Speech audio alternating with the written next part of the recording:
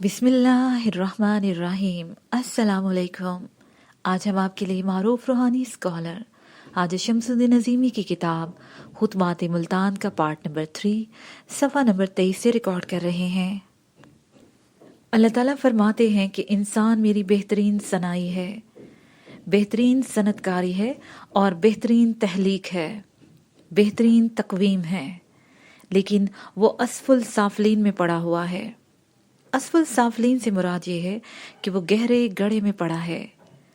انسان اللہ کی بہترین صنعت ہے، بہترین تصویر ہے، لیکن یہ بہترین تصویر اس وقت ہے جب انسان اس بات سے واقف ہو کہ انسان کا مادی جسم روح کتابیں ہے۔ اگر انسان اس بات سے واقف نہ ہو کہ مادی جسم روح کتابیں ہے، تب وہ اسفل سافلین میں ہے۔ انسان کے دو علوم سیکھنا ضروری ہے۔ ایک علم یہ ہے کہ انسانی جسم روح کا لباس ہے۔ لباس بھی سمجھنے کی بات ہے۔ مثلا اب میڈیکل سائنس آپ کو بتاتی ہے کہ انسان ڈھانچہ ہے، اس کے اندر ایک دل ہوتا ہے، 2 پھیپھڑے ہوتے ہیں، 2 گردے ہوتے ہیں، 2 آنکھیں ہوتی ہیں، 2 کان ہوتے ہیں، لیکن ساتھ ساتھ ہمیں یہ بھی پتا ہے کہ ہماری 2 جو آنکھیں ہیں وہ اس وقت تک کام کرتی ہیں جب تک جسم کے اندر روح ہوتی ہے۔ مردہ آدمی دیکھتا نہیں ہے، مردہ آدمی سنتا نہیں ہے، لیکن اس کے کان ہوتے ہیں۔ مردہ آدمی کی آنکھیں ہوتی ہیں، لیکن وہ دیکھتا نہیں ہے۔ مرے ہوئے آدمی کی کمر میں ڈنڈا مارے، اسے چوٹ نہیں لگتی۔ میں بتانا چاہ رہا ہوں کہ اللہ تعالیٰ نے انسان کو وہ علوم سکھائے جو وہ نہیں جانتا تھا۔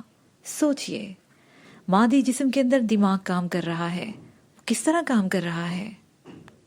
ساری دنیا جانتی ہے کہ انسان کے اندر دماغ ہے، یہ بھی ساری دنیا جانتی ہے کہ انسان کے اندر انرجی ہوتی ہے۔ اس توانائی کی بنیاد پر وہ کوئی چیز پکڑتا ہے، کسی چیز کو توڑتا ہے، کسی چیز کو بنا لیتا ہے۔ انسان کے اندر آنکھیں ہیں، آنکھوں کی وجہ سے دیکھ کر وہ بہت کچھ بنا لیتا ہے، لیکن یہ سوال اپنی جگہ ہے۔ جب انسان مر جاتا ہے تو اس کی آنکھیں ہونے کے باوجود وہ دیکھتا کیوں نہیں ہے؟ ہاتھ ہونے کے باوجود وہ پکڑتا کیوں نہیں ہے؟ پیر ہونے کے باوجود وہ چلتا کیوں نہیں ہے؟ اس لیے نہیں چلتا کہ اس کا تعلق روح کے ساتھ قائم نہیں ہے۔ نفسیاتی حوالے سے ہم اس بات کی تشریح کر سکتے ہیں کہ ہر انسان شعور اور لاشعور میں زندہ ہے۔ شعور جب نہیں رہتا تو آدمی بھی نہیں رہتا۔ آپ ایم اے کے طالب علم ہیں، آپ کے ذہن میں یہ سوال آ سکتا ہے کہ جب شعور ہی سب کچھ ہے تو لاشعور کی کیا حیثیت ہے، اور ہم لاشعور سے کس طرح واقف ہو سکتے ہیں؟ اس کے لیے قدرت نے انتظام کیا ہوا ہے۔ ہر آدمی جو اس دنیا میں موجود ہے وہ سوئے گا بھی اور جاگے گا بھی۔ ایسا ممکن نہیں ہے کہ آدمی ساری زندگی جاگتا رہے، اور ایسا بھی ممکن نہیں ہے کہ آدمی ساری زندگی سوتا رہے۔ اگر آپ زیادہ دیر جاگیں گے، نیند پوری نہیں ہوگی، بیمار ہو جائیں گے، نفسیاتی مریض بن جائیں گے، نیند کی گولیاں کھانے پڑیں گی۔ ساری زندگی کوئی آدمی سو نہیں سکتا اور ساری زندگی جاگ بھی نہیں سکتا۔ اللہ نے رات کس لیے بنائی ہے؟ اس لیے کہ ہم سوئیں، آرام کریں۔ دن اس لیے بنایا ہے کہ ہم کام کریں۔ جب ہم سوتے ہیں، ذرا غور سے سننے کی بات ہے، جب ہم سوتے ہیں تو کیا ہمارے ہاتھ پیر کام کرتے ہیں؟ کیا ہم سوتے ہوئے کھانا کھاتے ہیں یا سوتے ہوئے کوئی وزن اٹھاتے ہیں؟ آپ کا جواب ہوگا نہیں۔ لیکن اس نہیں کے پیچھے ایک اور سوال ہے کہ ہم خواب کیوں دیکھتے ہیں؟ ہر آدمی خواب کیوں دیکھتا ہے؟ خواب ہر آدمی دیکھتا ہے، یہ الگ بات ہے کہ خواب کسی کو یاد رہتے ہیں اور کسی کو یاد نہیں رہتے۔ خواتین کو خواب بہت زیادہ یاد رہتے ہیں۔ ایک آدمی سو رہا ہے، اس کے اندر سے ایک آدمی نکلتا ہے، وہ آدمی میلوں میل دور شہر میں چلا گیا یا آسمان پر اڑ گیا، کسی مقدس مقام پر چلا گیا، کسی عزیز رشتہ دار سے ملاقات کی۔ بتائیے، ایسا ہوتا ہے یا نہیں ہوتا؟ جی ہاں، ایسا ہر شخص کے ساتھ ہوتا ہے۔ آپ اس بات سے واقف ہیں کہ مادی جسم جب سو جاتا ہے تو معطل ہو جاتا ہے، ڈیڈ باڈی کی طرح ہو جاتا ہے، اس کے اندر سے ایک اور جسم نکلتا ہے. یہ جسم کھاتا بھی ہے، پیتا بھی ہے. اگر اسے سانپ یا اژدہا نظر آ جائے تو وہ ڈر کے اٹھ جاتا ہے اور اس کا جسم پسینے سے شرابور ہو جاتا ہے اور سارا دن وہ سانپ کی دہشت محسوس کرتا رہتا ہے. کیوں بھئی، ایسا ہوتا ہے؟ جواب: جی ہاں، ایسا ہوتا ہے. کوئی آدمی کسی باغ اور مرغزار میں چلا جائے، وہاں پھول ہوں، نغمہ سرا پرندے ہو، وہ صبح اٹھ کر کہتا ہے کہ میں نے بہت اچھا خواب دیکھا. باغ میں انگور تھے، انار تھے، نہریں تھیں، روشیں بھی سلیقے کی تھیں، وہاں گلاب کے دستے تھے. بس ثابت ہوا کہ ہر آدمی کے اندر ایک آدمی اور ہے. بتائیے، اندر کا آدمی کب کام کرتا ہے؟ اندر کا آدمی خواب کی حالت میں کام کرتا ہے. ہم خواب کب دیکھتے ہیں؟ جواب: جب ہم سوتے ہیں. اس ساری گفتگو کا مطلب یہ نکلا کہ ہم ایک نہیں، دو ہیں. جب ہم سو جاتے ہیں تو ہمارے اندر سے ایک آدمی نکلتا ہے اور گھومتا پھرتا ہے، خوش ہوتا ہے یا رنجیدہ ہوتا ہے.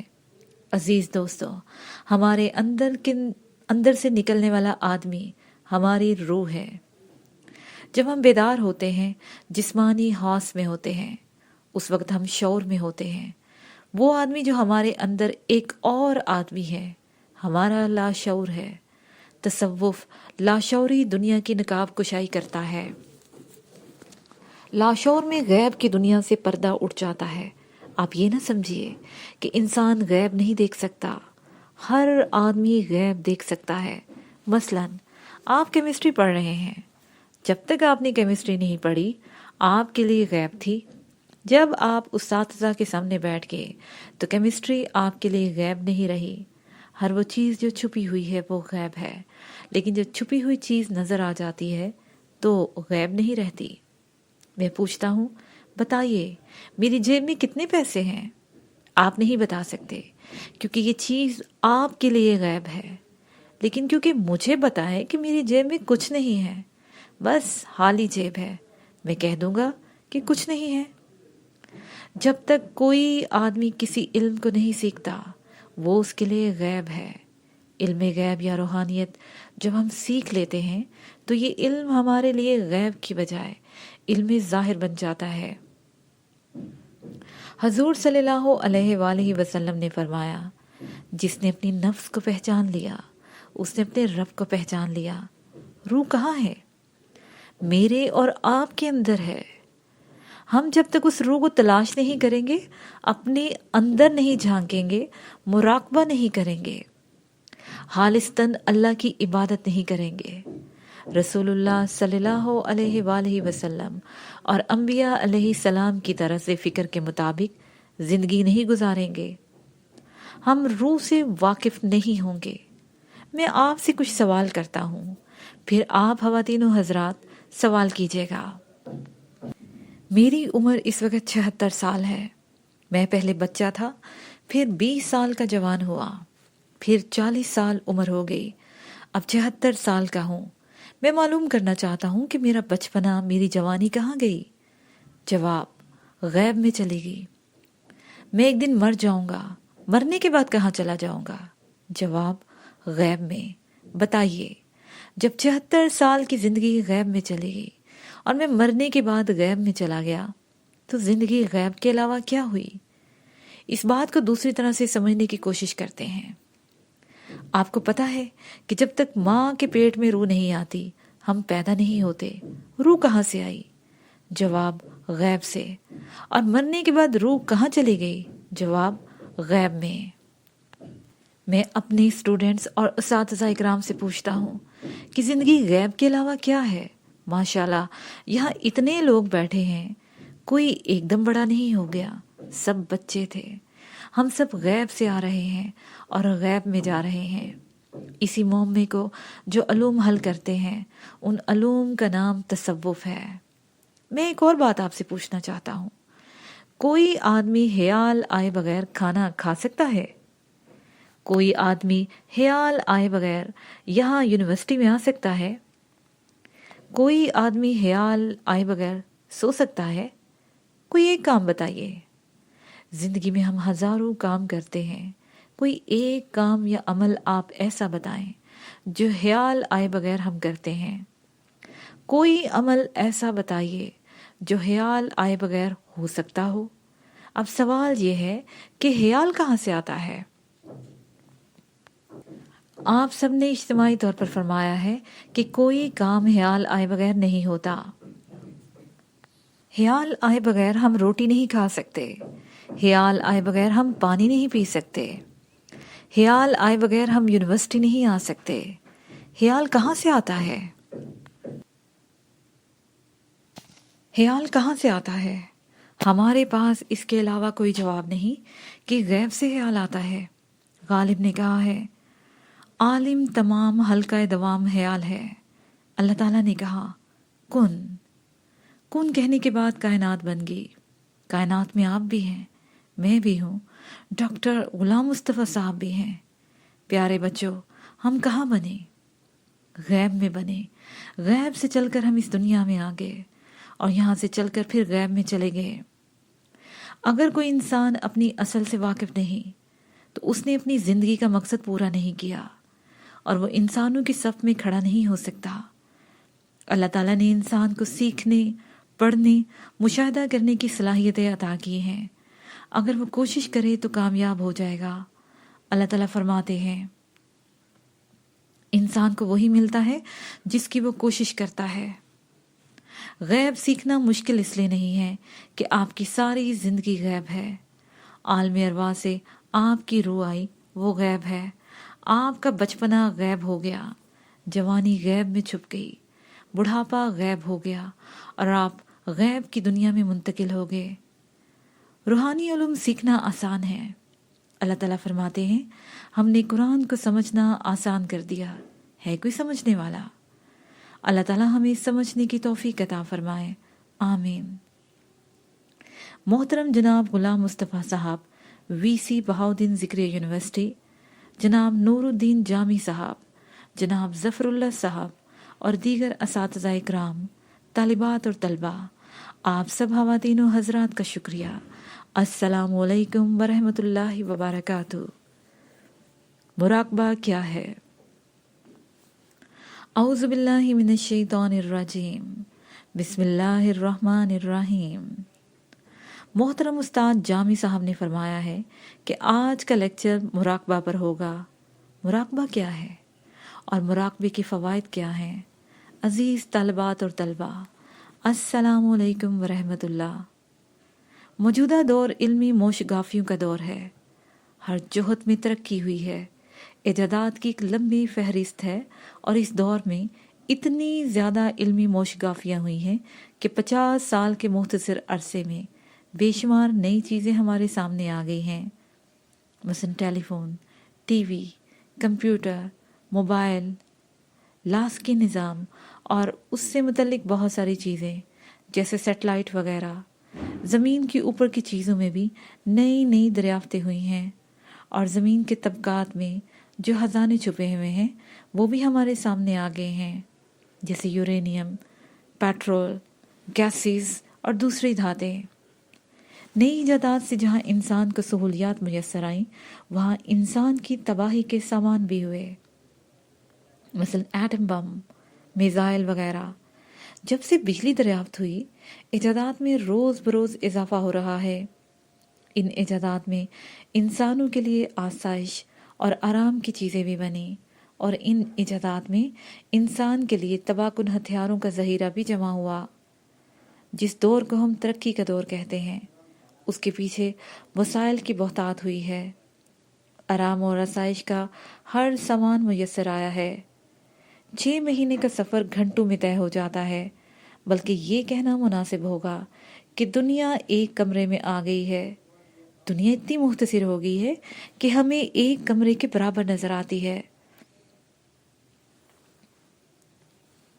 لباس کے معاملے میں، سواری کے معاملے میں، بلڈنگوں کے معاملے میں، گھروں کے متعلق ہر جگہ آپ کو ترقی نظر آتی ہے، لیکن بڑی مایوس کن بات ہے کہ یہ سب کچھ ہونے کے باوجود انسان پریشان ہے۔ سکون کم ہوتے ہوتے اتنا کم ہو گیا ہے کہ انسان سکون کی تلاش میں سرگرداں ہے۔ کاریں مہیا ہو گئیں، ہوائی جہاز بن گئے ان کاروں سے اور ہوائی جہازوں سے انسانی مسائل میں کمی نہیں آئی۔ 50 سال پہلے اتنی ہی بیماریاں نہیں تھیں جتنی آج ہیں۔ 50 سال پہلے ہائی بلڈ پریشر اور لو بلڈ پریشر کی بیماریاں تو تھیں، کتابوں میں ان کا تذکرہ بھی ہے، علاج بھی ہوتا تھا، لیکن یہ بیماری گھر گھر نہیں تھی۔ اگر کسی کو ہارٹ اٹیک ہو جاتا تھا تو وہ اخبار کی شہ سرخی بن جاتا تھا۔ اب صورتحال یہ ہے کہ آپ کارڈیالوجی ہسپتال جائیں، مریضوں کے لیے کاریڈور میں جگہ ہی نہیں ہے، 3 مہینے میں نمبر آتا ہے۔ یہی حال دوسرے امراض کا ہے، جس شخص کو دیکھو وہ بیمار ہے۔ ہر خاندان میں آپ کو کینسر کے مریض مل جائیں گے، اسی طرح شوگر کا مرض ہے۔ پہلے بھی لوگ شکر کھاتے تھے، پہلے بھی لوگ اسی دنیا میں رہتے تھے، یہی ان کی غذا بھی جو ہماری غذا ہے، لیکن شوگر کا تذکرہ شاذ و نادر ہوتا تھا۔ آج شوگر کا مرض عام ہو گیا ہے۔ بتایا جاتا ہے کہ امریکہ میں ہر 5ویں یا تیسرے آدمی کو شوگر کا مرض لاحق ہے، اور اس میں بوڑھے، جوان اور بچوں کی کوئی شرط نہیں۔ آج کی ترقی دراصل ترقی کا فسوں ہے۔ اس ترقی کے پیچھے انسان بے چین ہے، مضطرب ہے۔ گردوں کا ٹرانسپلانٹ، جگر میں ہیپاٹائٹس، قلبی امراض، السر، آنتوں میں زخم، طرح طرح کے بخار عام بات ہو گئی ہے۔ جب ہم مذہب کے حوالے سے بات کرتے ہیں تو مذہب ہمیں ایک عقیدے پر قائم رہنے کی تلقین کرتا ہے، اور عقیدہ یہ ہے کہ اللہ کو وحدہ لا شریک مانو، اللہ کو اپنا کفیل سمجھو، اللہ کو اپنا محافظ مانو۔ اللہ ہی ہے جو انسانوں کو پیدا کرتا ہے، اللہ ہی ہے جو انسانوں کے لیے وسائل پیدا کرتا ہے، اللہ ہی ہے جو انسانوں کو ایک معین مدت تک اس دنیا میں رکھنے کے بعد اس دنیا سے کسی اور دنیا میں منتقل کر دیتا ہے۔ ہونا تو یہ چاہیے تھا کہ ترقی کے ساتھ ساتھ جب ہماری شعوری استعداد میں اضافہ ہوا تو اللہ کے ساتھ ہمارا تعلق بھی زیادہ ہوتا، عقیدے میں بھی پختگی آتی، لیکن ترقی کے ساتھ ساتھ ہم عقیدے کے اعتبار سے بھی اپنے اسلاف کے مقابلے میں بہت پست ہیں۔ یہ تمہید میں نے اسی لیے بیان کی ہے کہ مذہب کے حوالے سے قرآن و حدیث کی تعلیمات کی روشنی میں ہم اپنا محاسبہ کر سکیں گے کہ قرآن و حدیث کی تعلیمات نے ہمیں کیا دیا ہے، اور موجودہ ترقی سے ہمیں کیا کیا چیزیں منتقل ہوئیں۔ اور جہاں تک ترقی کا تعلق ہے، کوئی بھی باشعور آدمی ترقی ہونے سے انکار نہیں کر سکتا۔ ہم اپنے پیاروں سے، اپنے عزیزوں سے، اپنے رشتہ داروں سے پاکستان میں بیٹھ کر امریکہ بات کر لیتے ہیں، بلا شبہ یہ ترقی ہے۔ پہلے 6 مہینے سفر کر کے حج کرتے تھے، اب 6 گھنٹوں میں جدہ پہنچ جاتے ہیں۔ میں یہ کہنا نہیں چاہتا کہ ترقی نہیں ہوئی، ترقی ہوئی ہے، لیکن مادی ترقی کے ساتھ روحانی اقدار کم ہو گئی ہیں۔ اس ترقی سے ہمارے اندر سے مذہب کا تصور کمزور ہو گیا، اور جیسے جیسے مذہب کا تصور کمزور ہوا، اسی مناسبت سے ہم لوگ پریشانیوں میں، بیماریوں میں اور نئی نئی الجھنوں میں مبتلا ہو گئے ہیں۔ قرآن پاک میں اللہ تعالیٰ کے ارشاد ہے، اللہ کا ذکر کرنے سے اطمینان قلب حاصل ہوتا ہے۔ اللہ کے ذکر سے کیا مراد ہے؟ ایک ذکر تو یہ ہے کہ ہم رات دن اللہ کا ذکر کرتے ہیں۔ مثلا صبح سے رات تک اگر آپ ڈائری بنائیں اور جتنی بار اللہ بولا جائے اسے ڈائری میں لکھ لیں، اس کی تعداد سینکڑوں تک ہو جائے گی۔ اللہ مالک ہے، جو کچھ دیتا ہے اللہ کے حکم سے ہوتا ہے۔ ذکر سے مراد یہ ہے کہ جب آپ کسی آدمی کا، کسی دوست کا، کسی رشتہ دار کا نام پکاریں، مثلا آپ کی کوئی سہیلی ہے حمیدہ، جیسے ہی آپ حمیدہ کہتے ہیں تو حمیدہ کی شخصیت، اس کا سراپا آپ کے سامنے آ جاتا ہے۔ آپ کی 2 دوست ہیں، دونوں کا نام حمیدہ ہے، ایک کا رنگ گورا ہے، ایک کا رنگ کالا ہے۔ جب آپ کالے رنگ کی حمیدہ کو آواز دیں گی تو گورے رنگ کی حمیدہ کا تصور قائم نہیں ہوگا، اور جب گورے رنگ کی حمیدہ کو آواز دیں گی تو کالے رنگ کی حمیدہ کا تصور قائم نہیں ہوگا۔ جب آپ کہتی ہیں اماں، تو ماں کی شخصیت کے متعلق، ماں کی مامتا سے متعلق، ماں کی خدمات سے متعلق، माँ के एहतराम से मुतल्लिक तमाम तासरात आपके ऊपर कायम हो जाते हैं। जब आप कहेंगे अब्बा, अब्बा की शख्सियत के मुतल्लिक अब्बा के दिल में औलाद की शफकत की सिफात का तासुर कायम होगा। जैसे जज्बात होंगे ऐसे ही तासुरात कायम होंगे। आप यूं कहेंगे कि जिक्र करने से मुराद ये है कि जिस हस्ती का जिक्र किया जा रहा है उसकी शख्सियत का तासुर कायम हो। हम 100 दफ़ा अल्लाह का नाम लेते हैं, अल्लाह ये कर दे, अल्लाह ने ये कर दिया, अल्लाह ने मेहरबानी फरमाई। कुछ लोग शिकवा भी करते हैं कि अल्लाह ने हमारे साथ अच्छा नहीं किया, नौज़बिल्लाह वगैरह वगैरह। लेकिन इसका वो तासुर कायम नहीं होता जो आपके ऊपर एक दोस्त का नाम लेने से कायम होता है, या माँ को पुकारने से जो तासुर कायम होता है। अल्लाह के जिक्र से इत्मीनानी कल्ब हासिल होता है।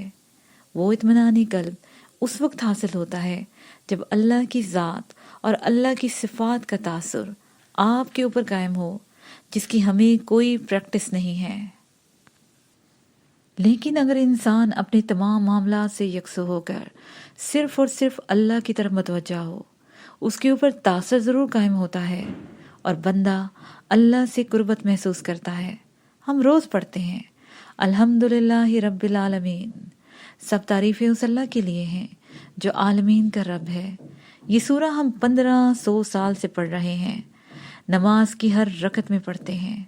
अपनी निजी ज़िंदगी में जब शुक्र की बात होती है तो अल्हम्दुलिल्लाह कहते हैं, लेकिन इसका तासुर कायम नहीं होता। अगर आप इस आयत के मानी और मफ़हूम की तरफ मुतवज्जा हो जाएं, सब तारीफ़ें अल्लाह के लिए हैं जो आलमीन का रब है, तो आपके ऊपर पहला इंकिशाफ ये होगा कि आलम एक नहीं, दुनिया एक नहीं, बहुत सारी दुनियाएं हैं और बहुत सारे स्टार्स हैं। स्टार के बहुत सारे तफेली सियारे हैं। 1400 साल पहले रसूलुल्लाह सल्लल्लाहु अलैहि वसल्लम की ज़ुबान मुबारक से अल्लाह ताला ने ये कहलवा दिया कि दुनिया एक नहीं है, आलम एक नहीं है। सब तारीफ़ें उस अल्लाह के लिए हैं जो इस दुनिया की तरह लाखों करोड़ों दुनियाओं का रब है। रब से मुराद है दुनिया को कायम रखने वाला। दुनिया को कायम रखने में जिन वसाइल की ज़रूरत है उन वसाइल को मुहैया करना है, उन वसाइल को तहलीक करता है। ज़मीन एक आलम है और इस ज़मीन के ऊपर और अंदर गैसेस हैं, ऑक्सीजन है, हवा है, पानी है, आसमान है, खुर्दोनोश के लिए हैवानात और फूड्स हैं, साए के लिए दरख्त हैं, खाने के लिए फल फ्रूट हैं। ये सारे वसाइल अगर नहीं होंगे तो आप इस दुनिया को दुनिया नहीं कहेंगे। दुनिया को कायम रखने के लिए रोशनी चाहिए और रोशनी के लिए सूरज ज़रूरी है। रात को भी रोशनी चाहिए, रात को रोशनी चाहिए तो चांद मौजूद है। समुंदर ज़रूरी हैं ताकि आप कश्तियाँ चला सकें, जहाज़ चला सकें। हवा चाहिए ताकि हवा की से ज़िंदगी के तकाजे पूरे हों। सवारी के लिए आपको जानवर चाहिए, गोश्त खाने के लिए भी जानवर चाहिए। ये सारी चीज़ें ज़मीन के ऊपर मौजूद हैं। ये वो वसाइल हैं जिनके बगैर इंसान ज़िंदा नहीं रह सकता। इन सारे वसाइल की पैदाइश में, सारे वसाइल के इंतज़ाम और इंसराफ में, तरतीब व तवाज़न में, इस्तेहकाम में अल्लाह के कानून का अमल जारी है। इंसान जब पैदा होता है तो ना तो वो बैठ सकता है, ना करवट बदल सकता है, लेकिन बदतरीज ज़मीन का माहौल, ज़मीन का एटमॉस्फेयर, ज़मीन के अंदर मौजूद गैसेस, ज़मीन के अंदर रोशनियों और लहरों का इंतज़ाम, धूप, चांदनी, माँ का लम्स, गर्मी, सर्दी उस बच्चे के अंदर ऐसी इस्तेदाद और सकत पैदा कर देती है कि बच्चा क्रॉलिंग करता है, सहारे से खड़ा हो जाता है और फिर चलता फिरता है, भागता दौड़ता है और कुश्तियाँ लड़ता है। बड़े बड़े पहाड़ों को काट देता है, सरकश समुंदर की मौजों में कश्तियाँ डाल देता है, चांद पर जाने का दावा करता है, ज़मीन की तहों से तेल और पेट्रोल निकाल लेता है, दरियाओं के रुख मोड़ देता है और समुंदर के अंदर हल चला देता है और समुंदर के अंदर भी रेल चला देता है। जब बच्चा इस दुनिया में आया तो उसने अपने लिए कोई चीज़ नहीं बनाई, हर चीज़ उसे बनी बनाई मिली। ज़मीन मौजूद थी, माँ मौजूद थी, माँ के दिल में बच्चे की ममता थी, باپ کے دل میں بچے کی شفقت تھی۔ محلے پڑوس میں جہاں کہیں بھی خبر گئی کہ فلاں گھر میں بچہ ہوا ہے، ہر شخص شادمان فرحان بچے کو دیکھنے کے لیے دوڑ پڑا۔ سوچئے اگر بچے کو اپنے لیے زمین بنانی پڑتی، ہوا بنانی پڑتی، اپنے لیے سورج کی روشنی تخلیق کرنی پڑتی تو کیا ہوتا؟ کیا وہ بچہ اس دنیا میں رہ سکتا تھا؟ جس دنیا میں ہم رہتے ہیں اللہ تعالیٰ نے وہ سب پیدا کر دیا تھا جب ہم اس کا استعمال بھی نہیں آتا تھا۔ سب تعریفیں اس اللہ کے لیے جو عالمین کا رب ہے، جو عالمین کو پیدا کرتا ہے، تخلیق کرتا ہے اور تخلیق کی تمام ضروریات کو پیدا کر کے ہر تخلیق کی کفالت کرتا ہے۔ تصوف اور دوسرے علوم میں بنیادی فرق یہی ہے کہ تصوف کا طالب علم، جس کو سالک کہتے ہیں، جب اللہ کا ذکر کرتا ہے تو اللہ کی صفات اپنے اندر ڈھونڈتا ہے، اللہ کی صفات کا اور اللہ کی ذات کا تاثر قبول کرتا ہے، بالکل اسی طرح جس طرح ہم کسی دوست کا تذکرہ کرتے ہیں اور اس کی صفات سے متاثر ہوتے ہیں۔ تاثر قائم ہونے کے لیے تصوف میں مراقبہ کرایا جاتا ہے۔ مراقبہ ایک عمل ہے، ایک علم ہے، یکسو ہونے کا ایک مشن ہے۔ آپ ماشاء اللہ ماسٹر کے اسٹوڈنٹ ہیں۔ جب بھی کوئی کام آپ کریں، ایسا کام جس میں کنسنٹریشن ہو جائے، جس میں آپ کا ذہن یکسو ہو جائے، اس کا نام مراقبہ ہے۔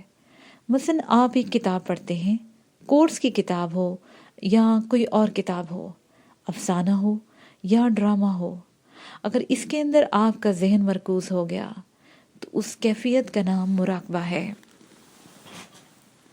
مراقبہ سے مراد یہ ہے کہ انسان کا ذہن کسی کام میں اس طرح مصروف ہو جائے کہ اس کے اوپر سے زمان و مکان یعنی ٹائم سپیس کی گرفت ٹوٹ جائے۔ آپ کو تجربہ ہوا ہوگا، کوئی اچھا ناول، کوئی اچھی کتاب، سیرت کی کتاب یا کوئی کورس کی کتاب جو آپ کی دلچسپی کے مطابق ہے، آپ پڑھتے چلے جاتے ہیں۔ جب گھڑی پر نظر پڑتی ہے تو آپ حیران رہ جاتے ہیں کہ 4 گھنٹے ہو گئے، پتہ ہی نہیں چلا۔ آپ سے سوال یہ ہے کہ آپ نے 4 گھنٹے کتاب کو مسلسل پڑھا۔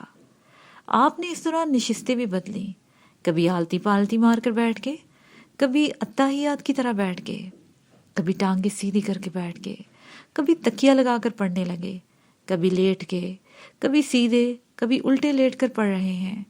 اس دوران میں آپ نے پانی پیا، کوئی بندہ آیا، اس کی بات کا جواب بھی دے دیا، لیکن آپ کو 4 گھنٹے کا احساس نہیں ہوا۔ آخر کیوں؟ بتائیے، وقت کا احساس کیوں نہیں ہوا؟ دوستو، ایک دلچسپ کتاب پڑھی، اس کے مطالعے میں 4 گھنٹے گزر گئے۔ 4 گھنٹے بڑا وقت ہے۔ آپ ایک آدمی کو 4 گھنٹے کے لیے کسی جگہ کھڑا کر دے، اس کے لیے کھڑے ہونا مسئلہ بن جائے گا۔ سوال یہ ہے کہ 4 گھنٹے کا وقت کیسے حذف ہو گیا؟ 4 گھنٹے گزرنے کا احساس کیوں نہیں ہوا؟ بتائیے، 240 منٹ کیوں محسوس نہیں ہوئے؟ دوستو، 4 گھنٹے کا وقت اس لیے حذف ہو گیا، جیسے بیٹی نے بتایا کہ مطالعے میں دلچسپی قائم ہو گئی تھی۔ اس کتاب کو آپ کے شعور میں ایک مرکزی حیثیت حاصل ہو گئی تھی۔ آپ سفر کریں، کئی گھنٹے کا سفر، ریل کی سلیپر پر آپ لیٹ جائیں، سو جائیں، کوئی کہتا ہے اٹھو اسٹیشن آ گیا ہے، آپ کہیں گے ارے اسٹیشن آ گیا، کئی گھنٹے گزر گئے۔ کیوں؟ اس لیے کہ آپ کی شعوری کیفیات نیند میں منتقل ہو گئیں، یعنی شعور ایک طرح سے سسپینڈ ہو گیا، معطل ہو گیا۔ معطل ہونے کا مطلب ختم ہونا نہیں ہے، عارضی طور پر شعور کی تمام دلچسپیاں معطل ہو گئیں۔ آپ کے شعور کی دلچسپیاں 1000 باتوں میں ہیں۔ شعور کی تمام دلچسپیاں 1000 باتوں کی بجائے ایک نقطے میں سمٹ آئیں تو 1000 باتیں پردے کے پیچھے چلی گئیں اور وقت کا احساس ختم ہو گیا۔ مراقبے کا مطلب ہے کسی ایک نقطے پر ذہن کا مرکوز ہونا، کسی ایک نقطے کے اوپر اپنا ذہن مرکوز کر دینا ہی مراقبہ ہے۔ سورہ مزمل میں اللہ تعالیٰ نے فرمایا، اے اوڑھ لپیٹ کے سونے والے، رات کو نماز میں کھڑے رہا کرو، مگر کم، آدھی رات یا اس سے بھی کم کر لو۔ یا اس سے کچھ بڑھا لو اور قرآن کو خوب ٹھہر ٹھہر کر پڑھو۔ آپ کو 1000 خیالات آ رہے ہیں، اس میں اماں، ابا، کاروبار، جو کچھ بھی ہے سب سے قطع تعلق کر کے اب اللہ کا ذکر کریں، تب آپ کے ذہن میں اللہ کے سوا اور کچھ نہیں ہوگا۔ ایک آدمی پریشان ہے، اس کو خیالات چین نہیں لینے دیتے، وہ تمام خیالات سے یکسو ہو کر کسی کام میں مشغول ہو جاتا ہے۔ کیا اس کو پریشانی سے نجات نہیں مل جائے گی؟ کیوں بھائی، مل جائے گی یا نہیں ملے گی؟ جواب جی ہاں، مل جائے گی۔ اس صورت میں جب انسان اللہ کا ذکر کرتا ہے اور ہر چیز سے عارضی طور پر قطع تعلق کر لیتا ہے تو اسے سکون مل جاتا ہے۔ اللہ مکمل رحمت ہے، مکمل عافیت ہے، مکمل محبت ہے۔ جب آپ کے اندر اللہ کی صفات منتقل ہو جائیں گی، جب آپ پرسکون ہو جائیں گے، اللہ کا ذکر اطمینان قلب عطا کرتا ہے۔ لیکن ہماری صورتحال بالکل الٹ ہے۔ سب سے زیادہ نماز میں اللہ کا ذکر ہوتا ہے، اللہ اکبر سے السلام علیکم ورحمۃ اللہ تک اللہ ہی کا ذکر ہوتا رہتا ہے۔ اللہ کے ذکر میں ہم 1 منٹ کے لیے بھی یکسو نہیں ہوتے۔ دنیا بھر کے خیالات، وسوسے، پریشانیاں اور وہ باتیں جو ہمیں یاد نہیں آتی، نماز میں یاد آ جاتی ہیں۔ دراصل اللہ کا ذکر یہ ہے، جب نمازی نیت باندھ کر الحمدللہ رب العالمین کہے تو اس کے اوپر کائنات روشن ہو جائے، اس بات کا علم ہو جائے کہ دنیا ایک نہیں، کروڑوں دنیایں ہیں اور ہر دنیا وسائل کی محتاج ہے اور وسائل اللہ تعالیٰ کی عطا کردہ ہیں۔ جب آپ کا ذہن اللہ تعالیٰ کی طرف متوجہ ہوگا، آپ پریشانیوں سے محفوظ ہو جائیں گے اور آپ کے دل کو سکون مل جائے گا۔ اس کے ساتھ ہی یہ پارٹ اپنے اختتام کو پہنچا۔